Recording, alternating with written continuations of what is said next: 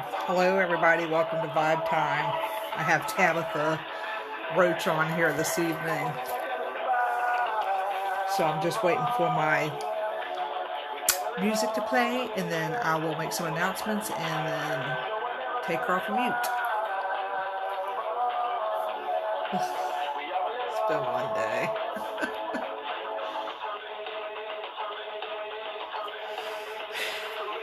Hello, Kimberly. Boy, that's a short one. Let me unmute myself. That got shortened up. My own music got shortened up. That's a really short one. I want to welcome everybody to Vibe Time tonight, and I want to welcome everybody to Facebook Live with me. So tonight I have Tabitha Roach, but before I unmute her, just a couple of announcements for all the paranormal events and everything that's going on. Please go to Virginia Paranormal Events page on Facebook, and that way you can keep track of everything that's going on. And also, make sure you go like my page if you haven't, Vibe Time with Geri, so that way you can keep up with the different episodes I'm doing. I believe next week, John is going to be joining me, and we're going to have paranormal talk. So, anyway, without further ado, Tabitha is a paranormal investigator, but she's also been on the Travel Channel, and she represented Matthews, Old House Woods, along with Kimberly and Dennis Eslock. So she is my special guest tonight, so I'm going to take her off of mute and get her on the air. Are you there, Tabitha? Hello. How are you? Yes. I'm good. How are you? I'm fine. Trying to make sure I multitask and get it all right and not mess up anything. So are you having a good time? Oh yeah. I don't want to go back. Yeah, I don't blame you. It's beautiful out here. Yeah, it seems like that it would be nice where you're at. So yeah, the mosquitoes aren't fun though. Oh no, I bet they're not. Mm-mm. And you've already picked up some. Are you doing paranormal research there, or just like seeing what you can get where you're at?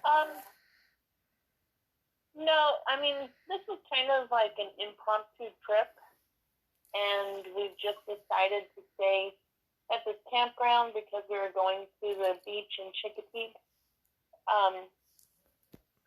So we weren't planning on doing any investigating while we were here. Although we did have some experiences, it wasn't meant to be business at all. Gotcha. But you did pick up some stuff where you're at. Yeah, we last night, probably about 2 hours after our campfire burnout, I kept smelling like a putrid burning smell. And I thought there was maybe a fire somewhere else. But there wasn't. We're the only tent campers in the area. And it started to kind of make me feel sick, and I smelled it for like 20 minutes. And then I decided just to look into the history of Chicopee because I don't know any of it at all. I've never looked into it. And apparently there was a battle here during the Civil War, and 3 ships had come up. They were part of the Confederate Army. They came from Louisiana here to Chicopee, actually right by the water that we are on right now. Oh. And they burned the ship at night while the crew was sleeping. So there were 3 ships that were burned, and I had no idea. So I don't want to say that maybe that was, a sign or something. I just thought it was kind of a neat coincidence, Right. And it made me want to learn more about the history out here. Right. I don't even think I've been to that area. I know people that have lived around that area, but I have not even been there. I mean, I might have driven past it.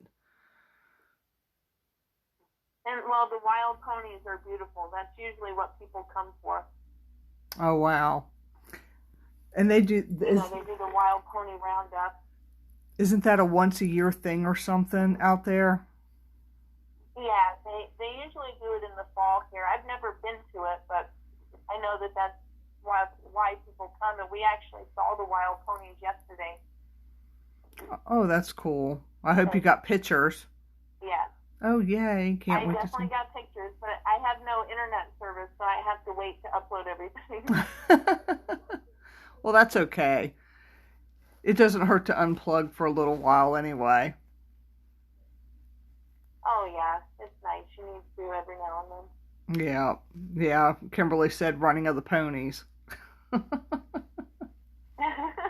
Yeah, we're on Facebook Live. You're on the audio part of it, and I'm on the actual live part of it, and then we have the audio in the back as far as the on the air also. So we have quite a few little things going on. Oh, cool.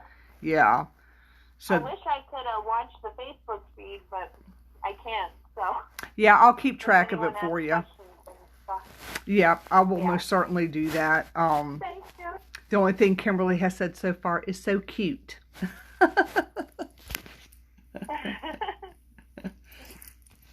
So, how long have you been a paranormal investigator? I mean, what got you into doing that? I was interested in the paranormal ever since I was a very little kid and lived in a haunted house. I was probably 3 or 4, and it just kind of always intrigued me. I guess I was always a little weird because I was into the paranormal more than like most things that girls my age were into. But I didn't actually start investigating professionally at all until like 2014, when I was part of a group in Indiana. And they kind of taught me, everything that I know about investigating, the basics and stuff like that. So they kind of became my first paranormal family.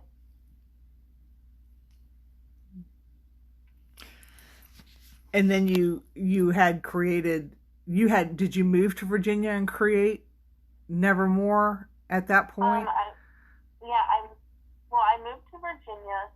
I had investigated for probably 3 years, and then I moved to Virginia and started Nevermore on accident, really. It was, I became friends with the people who owned Edgewood Plantation, and they wanted to do events to kind of help fund repairs for the house. And I told them about the events that we had done in Indiana, to raise money for the hotel there. Mm-hmm. So we started just doing events, and I thought it would be neat to kind of stretch out and do that at other places. And Nevermore also offered other types of events too. So it was I kind of went to the paranormal route with it because I had a lot of friends in the paranormal field, and I knew that people who investigated would love helping out, with historic buildings like that to help preserve them. Right. And kind of help get the public aware of it too, Right. Right, because if it wasn't for that event that you held, I would have never thought to go there, because I had driven past it, but never really driven past it, but didn't know that it was open for events, if that makes sense. I just didn't know. Yeah. A lot of people didn't know that Edgewood was even there. People who had lived in the county weren't really even aware of what Edgewood was until I started doing those events. So Right. I think it kind of opened up a lot of curiosity with people who were in the area. And because of that, Edgewood, was able to receive money for a lot of the repairs that, just to keep the house maintained. Right. Hello, Jody. Can I ask you, because I know that Nevermore is not anymore. That much I know. you know, I remember that switch off. Yeah. But I had always been curious where the name came from and how you came up with that, because I always thought it was a neat name. Um, like I said, I was kind of a weird kid growing up, and I loved Edgar Allan Poe. I did. I mean, I have cats named, Poe and Raven, and probably a little obsessive about it. So that's why I chose Nevermore, was just because I liked the symbolism of the raven, and I really thought it was a cool name. Yeah.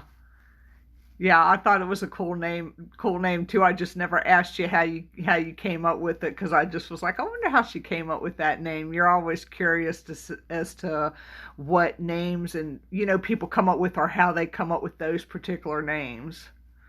Yeah. So if I was gonna be between. I couldn't find a cool enough Star Trek name to use, so I picked Nevermore. Yeah, I like that though. It's really cool. But as it stands right now, Nevermore is not, and so now everything is under crop. Do I have that right? I just want to make sure I got my information right. So Nevermore, it was a really great experience for me.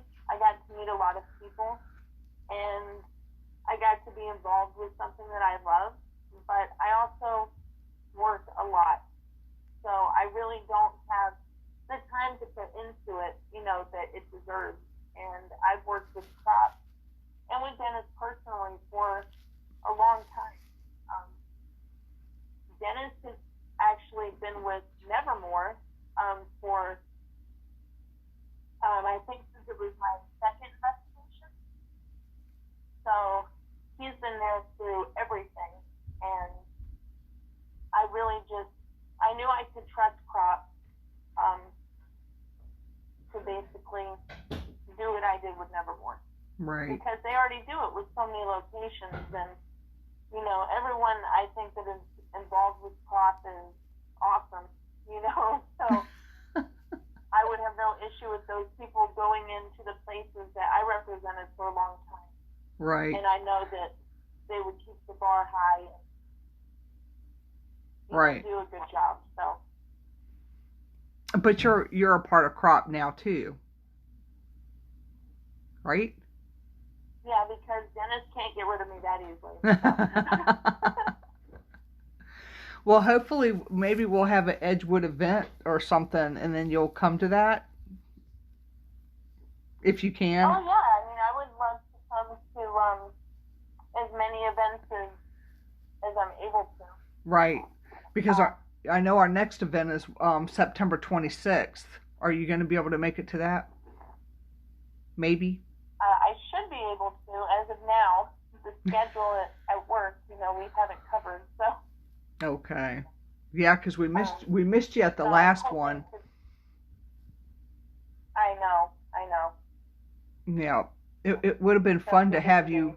It would have been fun to have you up in the bordello room.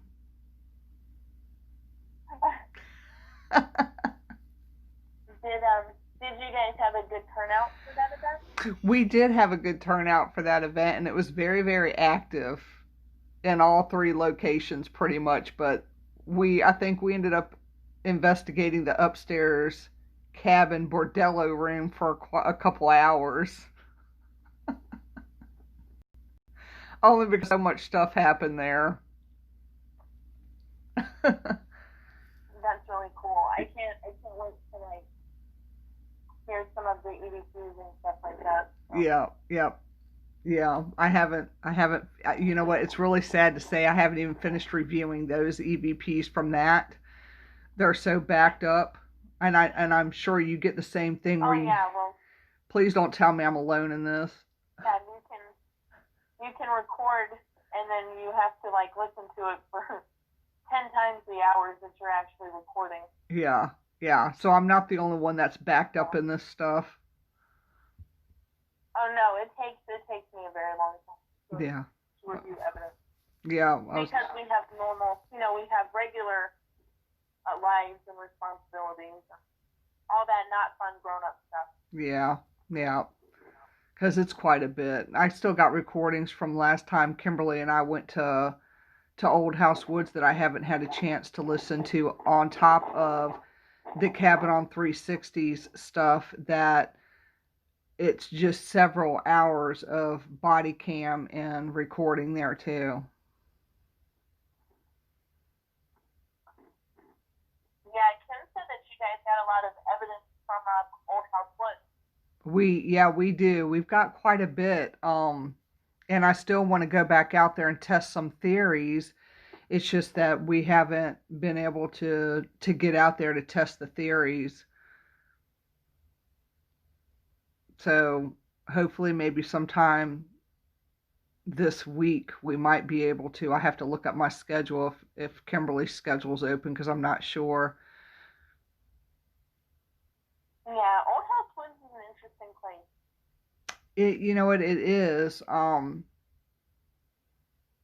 It's still, I don't know. I've been going there for years. I mean, as far as to the beach and things like that, but just now really starting to get into the research part of that area. But I know you've been there quite a bit.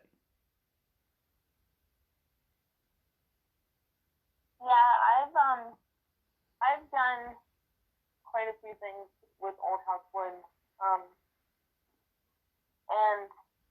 Dennis he was my investigator through every event.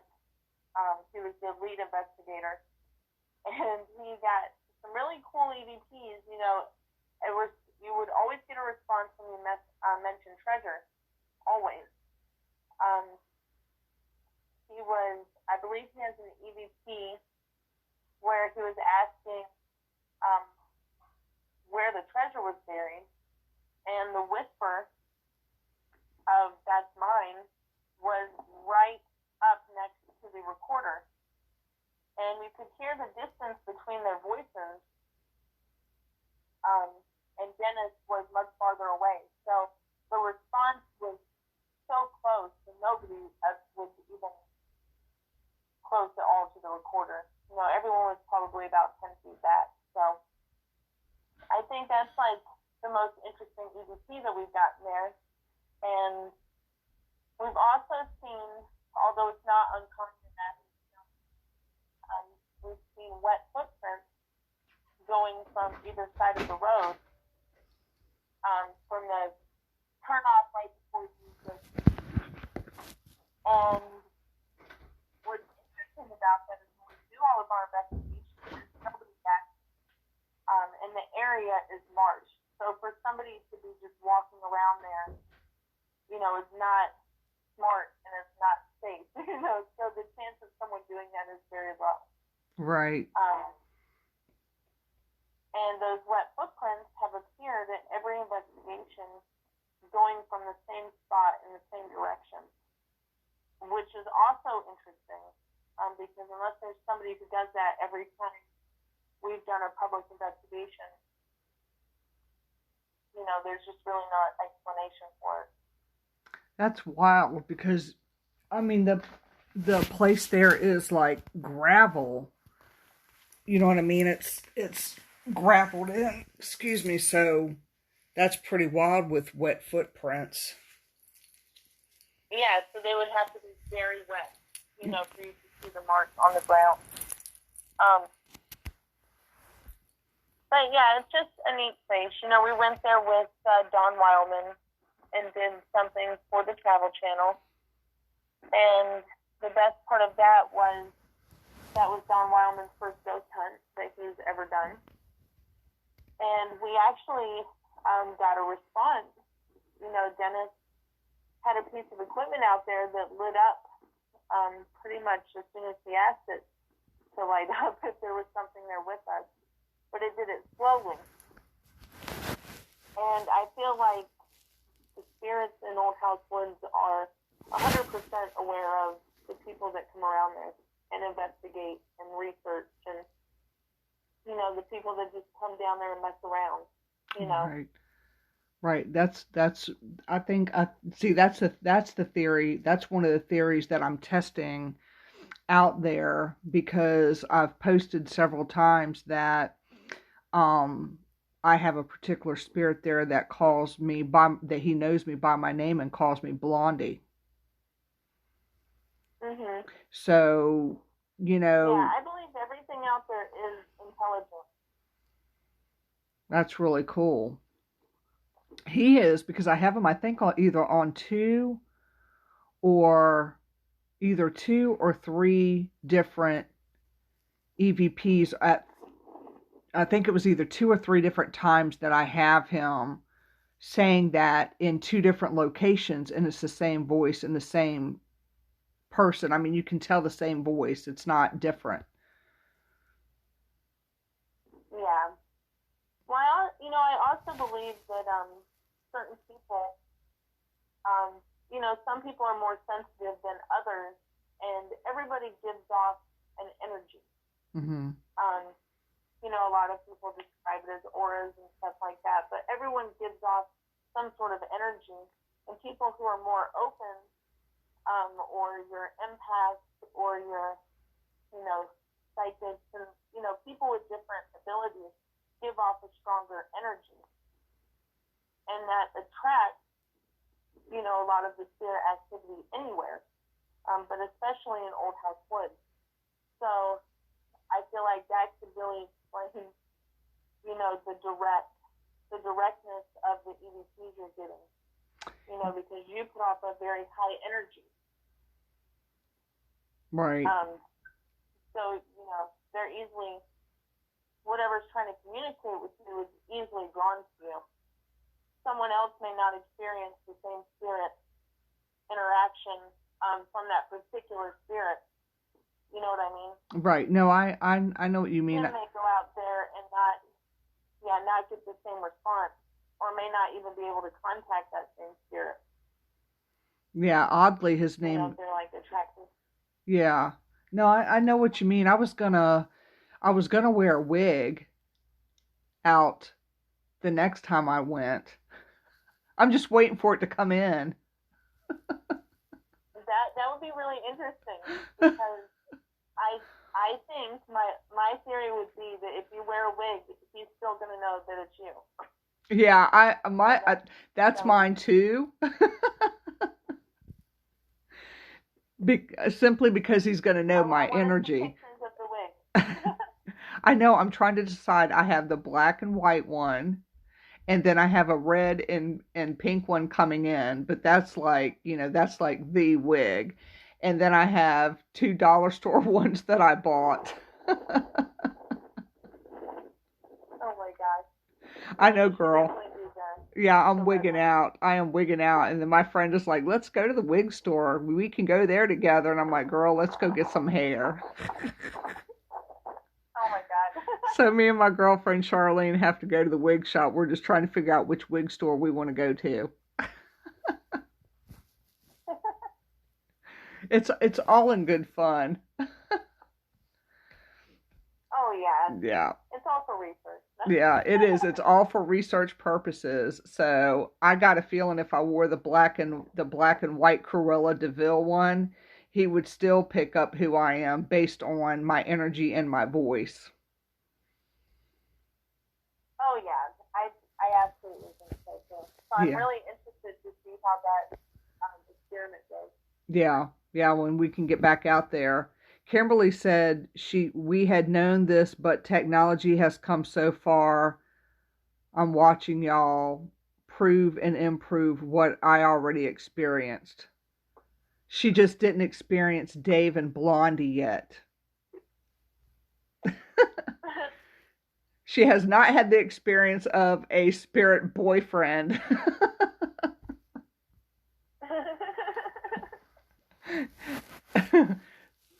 So. That's sad. Everyone should have the experience of a spirit boyfriend. I know. And they should all know by name. I just think it's really cool, that it's happened like that because I wasn't expecting it. So. The kids are camping with me. Aw. I told you earlier. You're good. I told you earlier I would take the homework at this point over the camping with kids. So, Yes. It's definitely been interesting sleeping in one tent with a baby and with Dax who gets bored easily. aw. Yeah. It's been interesting, but we love it. Yeah. It's our favorite thing. Yeah. Yeah. I like camping, but I normally pop my tent up in my yard. Like We do that too when we're not able to get away. yeah, yeah, we'll prop it up in the yard when it cools off. She's so funny. She said no, but I know there is a spirit there that loves to mock. Listen, in your experience in Old House Woods and the EVPs that you've gotten, have you gotten as much cussing as we've gotten on ours? Because they have potty mouths. I have heard probably a handful, but then again, they work with Dennis. Dennis is leading groups, and we know that a lot of spirits don't really enjoy interacting with them sometimes and call them names. So a lot of the time we do get those EVPs, but they are directed at him. Yeah. So, I love him to death, and he knows he does it, and he loves it too. So those are the only ones that we've really gotten. I have never had anything directed towards me, but I've also never investigated it really by myself. And even when I was doing it with Dennis, I would just help lead the group. I wasn't necessarily investigating. So I do wonder if I would go down there, with you guys, or even by myself, if I would get responses like that. Yeah, you should come with us when we go. I know I can never find a babysitter. I know. I'll be honest with you. I don't miss that at all. Mine are 11 and 15, Jack so I just has ditch them. 10 more years and he can babysit. Yeah. Yeah, that's Kimberly said that's why I want you to come with me. So you'll have to find a sitter. It's hard during the coronavirus era to find a sitter. Yeah, you're right about that. You're right. She said you got Joe. He can babysit. Tell He would be sad if I didn't bring him. tell him a couple hours wouldn't hurt him. He'd be all right. You could meet us out there, investigate with us for an hour or so, and then ditch us and go home. Yeah, I have Mondays and Tuesdays off, so those are good days for me. Yeah. Gosh, you'd have to if go. I'm not escaping, because I do plan my escape trips pretty randomly. Yeah, yeah, I do too. And we sometimes we plan our Old House Wood stuff very randomly too. Yeah. I am a spur of the moment person, but I'm also a schedule person, so it's weird. Yeah. She put you have never really investigated Old House Woods. Me? I'm trying to figure out, is it me? No, Kimberly put you have never really investigated Old House Woods. No. I have never really gone out and investigated Old House Woods. I've only helped lead groups Okay. with Dennis when he's investigated. Yeah. She said you're always working. I know. Yeah. Yeah. I'm sorry. We'll forgive you. But don't worry, my schedule right now is 8 to 2, and I can't switch it at the moment until I get my paperwork down pegged, because I want to switch it over to Monday, Wednesdays, and Fridays. And I just, right now, with me not understanding some of this paperwork, I can't. So I'm in the same boat too. I have Yeah. to get up at dark 30 to get to work at 8 o'clock. So, Yeah, Kimberly, I usually work like 12 to 8. yeah, So, I do get to sleep in a little, yeah, those are some long but, hours though. pretty Gosh, much, yeah, I have a lot of responsibilities, so I try to make sure I take care of all that first before I play. yeah, yeah. Well, yeah, you have to. But see it. Unless I do this weekend I just threw out all my responsibilities and we came here. Well, yeah, sometimes you have to do that too. Yeah. You I know. say this weekend, but my weekends are Mondays and Tuesdays. Yeah, yeah, you get yeah, and mine right now are the regular Saturdays and Sundays. So my good days are like Fridays and Saturdays. It used to be any time during the week, but it's not at this point. Unless I and Yeah. even if I get Tuesday off, like I start to being off on Tuesdays and Thursdays, I still have to get up at dark 30 the next day at 5:30. Yeah, it's really, when you have to work and stuff all the time and you're the provider, it's really difficult to spend time on any hobby, no Yeah. matter how much you enjoy doing it. Mhm. Yeah. So, you're right. But Kimberly said you just need to take a break.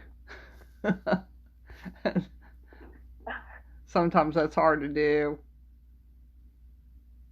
I know. I love you, Kim. Aww. I love you. I'm taking a break right now. Yeah, she is taking a break right now. So, what equipment have you used with your investigations? Like, what's your favorite piece of equipment? Um, let's see. I think my favorite piece of equipment is kind of a very old school piece of equipment. um, but I do like EMF detectors, and I think that they are pretty hard to fake. I really honestly don't like a lot of new equipment because I feel like a lot of it's built to ghost hunt, and so I don't trust it. Kind of. Um, I like the old type recorders. Not really the digital recorders. And I've also done um, flashlight sessions a lot. I guess I'm a little more old school when it comes to investigating because that's the way that my team in Indiana did things. Um, but yeah, I would just go EMF detector all day long. Yeah, I like those too. I mean, I've done the flashlight sessions, and the only thing sometimes with the flashlight sessions is like, you know how you'll ask a spirit to cut the flashlight on, and then they'll cut it on, and then when you ask them to cut it off, sometimes the flashlight don't cut off. It just like stays on. Yeah, so when I do a flashlight session, I'm very strict about the response time. Um, and if I think that if it's not an immediate response or at least within 5 seconds, I don't count it, and that could make me. A lot of people think that I lose a lot in doing that, but I really feel like you can't ever be too particular in what you're looking for, especially when you're ghost hunting, because there are so many things that can influence your equipment, whether it's a flashlight or an EMF detector or anything really can be influenced by a lot of different things. So the best flashlight session that I've ever seen, I actually saw John Harris do at Edgewood, and you probably know John because he has worked with Dennis before. He has set up 3 flashlights in the dining room at Edgewood, and I forget the exact questions he was asking, but if the response was yes, he wanted the lights on. So I do know that first he asked that if there was anyone in there with us to please turn the flashlight that was on the dresser on. And he would say exactly which flashlight he wanted on, and that flashlight went on. And then he said, okay, well, I still don't believe you. I'll need you to turn the other 2 on as well. And as soon as he said that, the other 2 came on. And then he asked them politely to please turn all the flashlights off. And all at once, as soon as he asked that, they all went off. And to me, that is a 100% proof of paranormal activity with, flashlights. And you can tell that the responses you're getting are by something intelligent because how they're responding. With turning the lights on so quickly and then off, almost in the snap of a finger. Right. So seeing it work like that so well, I know that it can work, and as long as you're using the right type of flashlight, because obviously you can't use the ones with the buttons and stuff like that, because it's all based on the connection to the battery. So the mag lights are the only ones that I use for that. Okay. And you can guys as long as it's just the twist turn on and off mag lights. And you want to set it like a lot of people set it to where if they shake it, the light will come on. But you really want it to be off completely, even if you shake it, because you don't want the wind or anything to influence it. Right. Yeah. I have questions about a flashlight session, so I'm glad that we're talking about that, because it honestly, flashlight sessions have made me have some doubt. And the reason why is because, when I've been on investigations with other people, the flashlight has cut on, and then when they ask it to turn it off, it doesn't turn it off. And it makes me question that. Now, when I went to, when we were in that bordello room here recently, John Sullivan was with us, and he was very specific with his cards and his flashlights. And now I do have that on camera, those flashlight sessions, and those, you knew, like you said, they would cut it on, and then when you asked them to cut it off, they would right away. Yeah. There is a specific way that flashlight sessions have to be done. And I've noticed in a lot of investigations, especially when you're doing public investigations and you're letting your guests kind of join in, it's very important that everyone understands the concept of the flashlight session. You're going to ask a question, and you need a response. If you are the speaker, nobody else should be butting in. A lot of times, I would ask a question, is there anyone in the room with us? And then 10 seconds later, someone would say, are you a man or a woman? I believe with a flashlight session, you should have one speaker. And if that person is done asking questions, somebody else can go after that. But you really shouldn't have too many different questions coming out. You should never have questions that are not a yes or no response. And flashlight sessions can be good if they're done right. And I think the way he did it, how you explained it, when you're strict about your response time, it makes it more valuable evidence, So how much of a response time do you give it again? For me, a response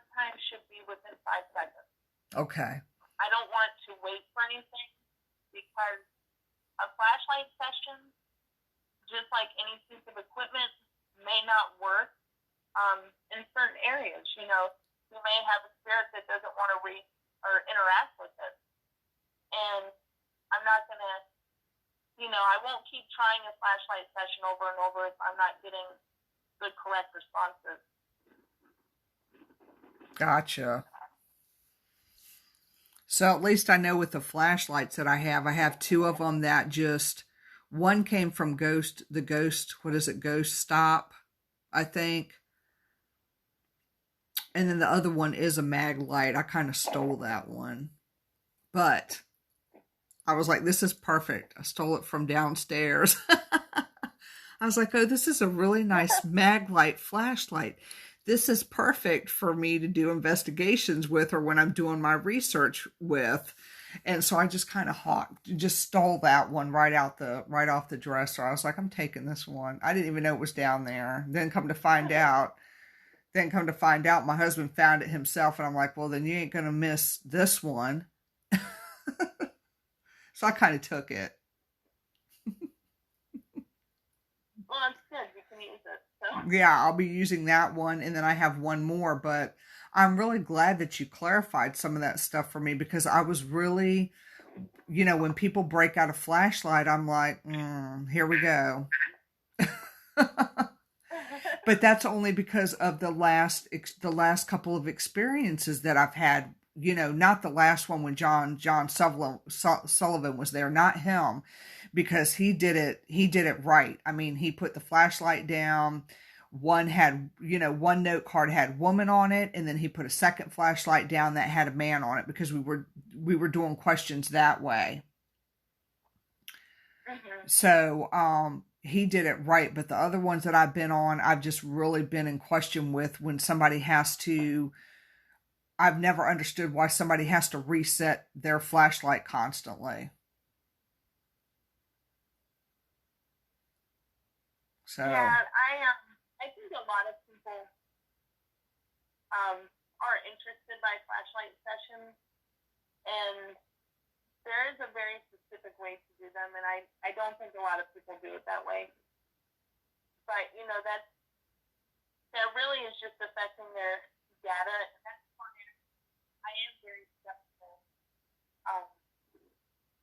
of a lot of things I hear about flashlight sessions also.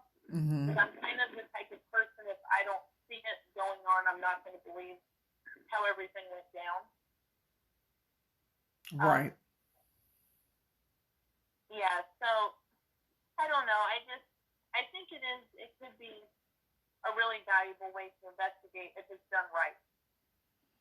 Well, hopefully I'll be able to see you on the 26th, or at least at one of these investigations, and maybe you can kind of demonstrate to me how you do that, so that way I know, so I can learn off of somebody that's doing it the right way. Does that make sense? And not, Yeah. because I have things that I have to learn too. I mean, I've only been investigating places like, different plantations and cemeteries and stuff like that since November. I have not done, because I'm used to going on my own. So I've went to places like Yorktown, Duke of Gloucester Street, places like that on my own, because I was pretty much doing readings. I wasn't really investigating. I was doing readings on the energies that I felt there. Yeah. So I didn't get big into, the investigating part of anything until November, because I always used me as my own equipment, pretty much. So I have a lot to learn when it comes to the equipment. I'm excited to work with you and everyone really with Crop. We'll work with them again, Yeah. And I would definitely show you how to do a flashlight session. Yeah, I'm very old school with my investigating techniques. I don't really like anything new. So. Yeah. Well, no, I understand that. The AM radio. Yeah, I've got that. I do have that. I have a periscope. I liked Dennis's, so I bought me one. So I ended up getting that. Periscopes are neat. Anything that really lights up is very neat. And it's also good to have when you are someone who does public investigations, because if people want to see something, and a lot of people think that they're going to see a ghost, and we know that that's not how that always works, Right. So for them to have some sort of visual proof is really good for public investigation. Yeah. I like Dennis's so much. I was like, where did you get that? And he told me where he got it. And so I was like, well, I want to get me one of those too, because I like yours. So, and then I ended up getting the spirit box, the SB7 box, because I just liked it. But I agree with you. Boxes are pretty cool too. Yeah. But they are hard for me to kind of tune into. Yeah. I always, on my SB7 box that I use, I always tune into the AM, because it doesn't pick up like it does on FM. Like if I tune it into FM radio, it'll pick up a lot of FM talk, whereas AM does not really do that at all. So that's why I don't even tune into FM when I'm doing my SB7 box. Yeah. Yeah, but I had to learn that too, the hard way. Because I don't want no radio tune-ins, but with the AM, you're not going to get that really out in the woods at all. Yeah, you really don't. An AM is always the best station to use when you're using any sort of ghost box. Yeah. And I mean, Kimberly and I use the Necrophonic app, but we've used that app quite a bit, and that one's been pretty accurate too. I've gotten full sentences that you're not gonna, that you wouldn't get off of that, so that's been pretty wild.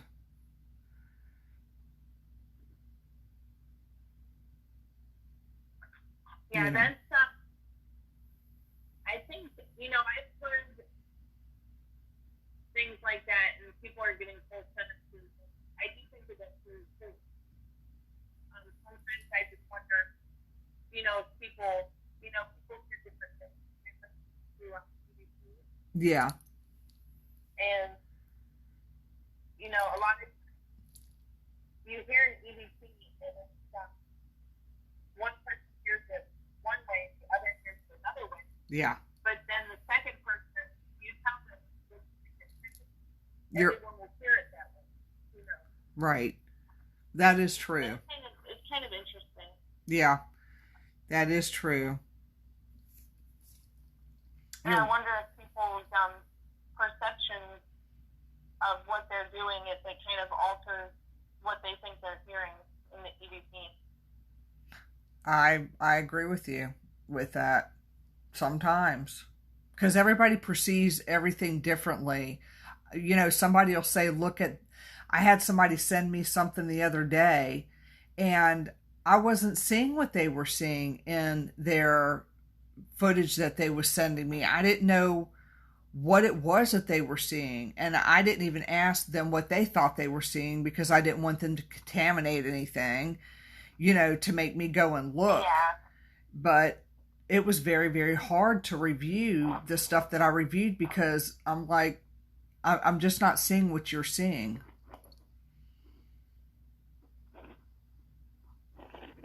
Yeah, I used to do a lot of reading when I was younger. I would do, when I lived in Indiana and I was part of the other team, I did a show with Sarah X Radio on haunted because I would collect haunted dolls. Mm-hmm. And a lot of times I would keep blogs on these dolls so people could follow the ones that I had, and I would talk about them on the show. And it's so funny when different people would, get these dolls from me, they would all have very different experiences. And I believe that sometimes it's how they're perceiving, the doll itself. Like, do they have the doll and think it's creepy, or do they think it's cute? And those people will have experiences based on how they perceive the object that they think is haunted. Right. It's like kids see these dolls and they're scary to them, because they're old and they're cracked and they look creepy. But you and I would look at these dolls and think that they're awesome and adorable, and even though they're cracked and creepy looking. Yeah. We could perceive the energy off that doll differently, than them. Yeah, that's true, because yesterday I have a creepy doll here, and yesterday I told my mom, I was like, why don't you take a picture with the doll, my favorite doll, because she came into my room and she goes, oh, you dressed her up? I said, no, she's still in her potato sack. I just put a scarf around her, and she was like, I don't want to take a picture with that creepy doll. I was like, oh, but it's your favorite doll. Just take a picture. So she ended up taking a picture with it, and everybody in my house hates the doll. But I love the doll. I mean, originally when I got her, she had an energy to her. It was kind of weird. Yeah. It was kind of but once I saged her and, smudged her, and, told her this was her new home, as weird as that sounds, that energy, I had to say, I'm going to take care of her and I will keep her in her potato sack. Oh, yeah. Yeah, that doesn't sound weird. I used to say that to everything I would bring in that had an energy attached to it. Yeah. Yeah, I'm like, this is your new home. You're going to be very well taken care of. You're not going to lose your potato sack, because the guy that had this particular doll in his antique shop promised the guy that originally owned the doll that he would not take the potato sack off of the doll, because her dress is actually made out of a Purina potato sacks, like a Purina, I keep saying potato sack, that's wrong, a Purina sack, because that's all they had back then for doll clothes. For doll clothes, that's the only thing I guess they could afford or something at that time. So she's still in her original sack that I don't want to take off, because I made a promise. Yeah. And I don't want to be haunted. Spirits that come to you that are attached to objects are not like spirits that are like in a house where they are always in the same place. Right. These spirits are misplaced a lot and move around, and they're in different spots. And you have to kind of, you have to tell them that they're welcome and this is their home now. So the spirit is like at ease being there. Right. I actually had a doll in Arizona that came from a fire in Indiana, actually in a town that I eventually moved 10 minutes from Indiana. But this doll had two spirits attached to it. It was a mother and a daughter. And I had, when I brought it to my house, I told them that they were welcome and this was their home too. And I eventually ended up moving, and when I moved, I didn't pack that doll away. I put it right on the windshield of my van, on the inside, so it's sort of right with me. And during that trip, after about an hour on the interstate, I had a blowout, and two of my tires blew out. But we really couldn't find the reason why they blew out, and it was a brand new van. We ended up in Flagstaff, Arizona, and somebody backed into the car, and ironically, the camera did not catch anything, even though the camera was right there on my van. And then as I'm traveling to Indiana, because that's where we moved to, there was a crack in my windshield right from where the doll was sitting And by the time we got to Indiana, it went all the way across. But the cracks did not come from the outside. It was in between the glass. So, based on everything like that happened, I feel like when I went to move, the two spirits, since I had invited them into my home and told them that the home was theirs now, that there was one that was still at the house when we left, and there was one that remained attached to the doll. So I think that that's why some of the things were wrong, because it was hoping that we could go back. You know what I mean? Right. That makes sense. I love that doll. Yeah. Yeah, the one that the doll, when I got this particular doll, it was two sisters that played with the doll when they were little, and one of the sisters died. So I could, with me being able to pick up energy and being able to pick up spirit, I know that she, had an attachment to that doll. And once I told her that the doll was going to be taken care of and she was smudged, then it was like that particular energy like cleared up and went away.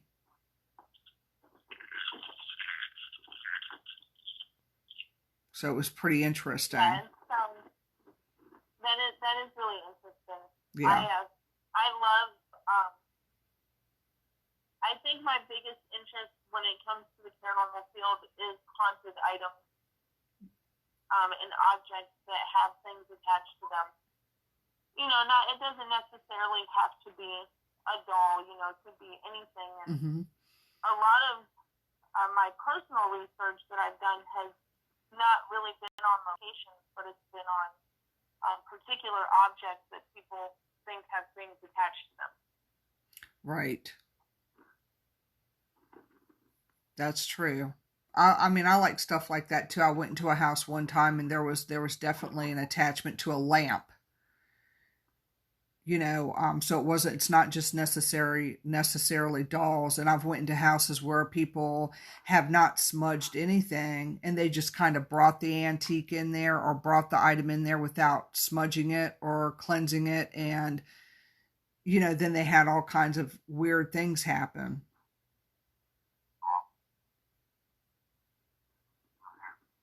Yeah. So, we've had that. And then I just tell people to, like, when I have stuff, I just leave it outside for a little while. I don't bring it in my house right away. I leave it outside and let it sit. And then I smudge it and bring it in. Yeah. Because we've even brought, objects, like one time buying a couch set, as soon as we brought it right in the house right away, and it was a used couch set that we had bought, and as soon as my husband like put it down on the floor to move it, a spirit jumped right off of it. It was a child, and I could see it, and I saw it ran too.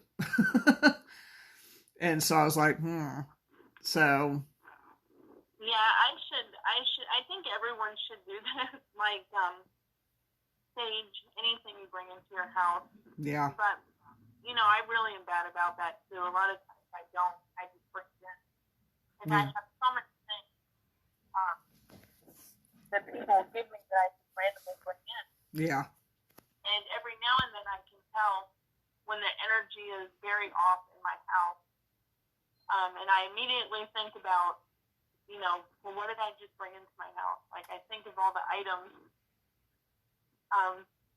to figure out if that's where the energy is coming from. Yeah. Yeah. So it's pretty interesting that, stuff attaches to things like that. I think it is. Oh, yeah, it definitely is. Because at some point, that item that made you super interested in most people must have actually been something, the spirit that's attached. Yeah, there is enough, people get things confused too.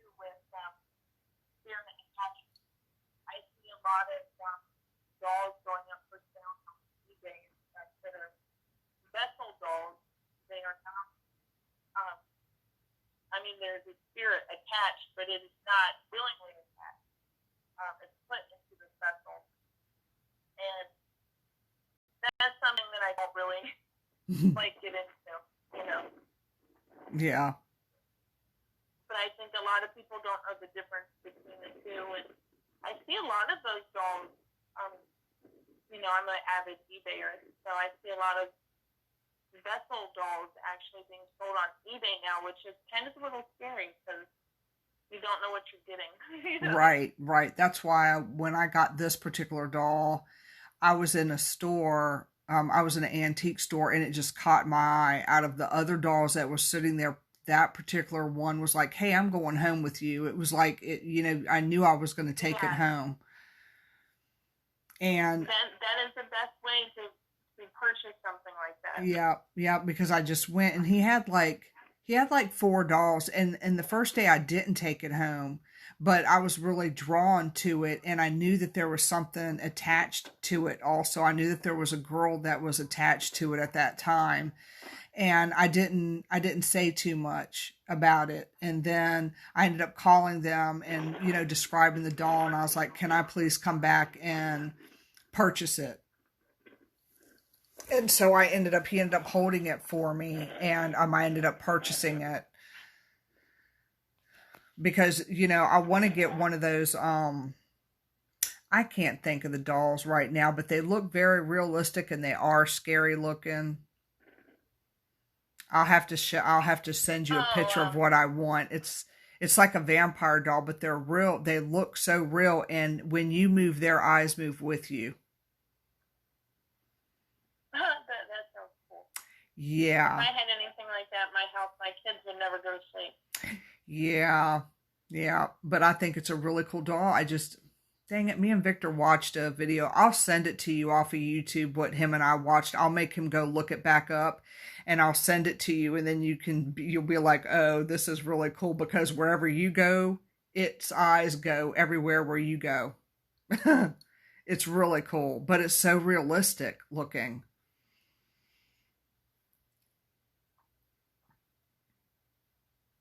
Yeah, you'll have to send me a picture of that because I really love dolls in general. It's so funny because I used to be a huge tomboy, and I still kind of am more of a tomboy than a girly girl, but I do love dolls. Yeah. Now, you know, I collect them, and I used to collect Hot Wheels, but yeah, now it's dolls. I'll have to keep that in mind when I do my when I go to these different little like antique places and I see some of the dolls, because, you know, there's more. And that's always how I buy something too. I like to walk around like thrift stores and antique stores and even yard sales and just kind of feel like if I feel something coming from any object, I usually will buy it. Right. And it doesn't happen often. You know, it's very rare that happens, but my most recent purchase like that was even probably a year ago, and it was like it's a radio from the 70s. And I love this radio. I mean, it's horrible. It doesn't really pick up many stations at all, but, you know, I feel something. There is definitely an energy, like, attached to the radio. And it's not anything negative, you know, it's very calm. It's just, you know, I felt like it needed to be home with me. So it didn't go somewhere else bad. Right. And it sounds silly because, you know, in reality it is just a radio. So. Yeah, I know, but it's just like when, you know, just like with the doll, I knew it was going to come home with me. I just didn't know when. You know, and I knew that there was something attached to it, you know, right away. I even told the owner, I was like, "There's an attachment." And he goes, "Well, it's funny that you're saying that because one of the sisters died and they played with that doll all the time. They had to share it." So. Yeah, that's crazy. Mm-hmm. That's so cool, though. Yeah. And it is cool. Yeah. Now, my other doll that I have is out in my she shed because, like, nobody likes that doll, even though it was my doll growing up. I love that you said she shed. Yeah, my she shed. Nobody likes the doll. She's sitting on a shelf, and the outfit she has on was one of my baby outfits. Oh. My mom was like, "Here, take your damn doll." But nobody likes her because she's almost bald. Oh. Yep, she's like, "Take your You'll have to doll." buy her a wig too. Yeah, I know, right? Along with all the other wigs I got coming in. It's going to be exciting. So, but yeah, nobody likes her either. Actually, she's prettier than the creep doll I have. I would love to meet your dog. Yeah, you'll have to see my two dolls, but we're pretty much out of time on my show. But I Okay. appreciate Well, it was super fun talking to you. Yeah, I really appreciate you coming on your, taking your time out of your schedule to come on Vibe Time with Geri. I mean, I'd love to have you back on my show. Okay, well, I would love to be on your show again and work with you. Yeah, I would appreciate that, because if I want to do stuff, I want to make sure I'm doing it right. I don't want, and I would love to know some of your old school tactics too, because like I said, some of this stuff is fairly new, because when I go to places, I just read places and do the energy part. So, I would love to know some of the stuff, just so that I know I'm doing so that I know I'm doing things right when I do them. Yeah. Well, everyone has, their own way of doing things, and I think combined all of those ways, are definitely good, for their paranormal research in general. Right. Yeah, I mean, I love to hear other people's tactics, or not tactics, but how they do their research, even if it is an old school way, because sometimes old school ways are a lot better. So, I don't mind at all. Well, we'll definitely get together soon and, hopefully investigate together. Okay. If you're ever in Matthews, you can look me up. If you ever want to come to the vineyard, I'll give you wine. Oh, thanks. Yeah, I know. I do have to make my way out to where you're at. First of all, I've never been out there. And the other thing is that, I just want to see that for myself. It's just that by the time I get off of work, it's just bam, bam, bam. You got to get everything done. Yeah. And I'm not used to that. I go straight in from coming home to cooking, from cooking to making sure, homework and all this other stuff is done. Oh yeah. There's no break. Yeah, there's no break there. There's like none until I go to bed. That's the break. So, Kimberly says that she loves you. Hey, I love you too, Kim. So, she said bug her sometime. I hope everyone has an awesome night. Yes, I hope you do too, and thank you for taking time out of your schedule. I appreciate it. Oh yeah, it was fun. It was not a problem. Alrighty. Well, I hope that you have a good rest of your night.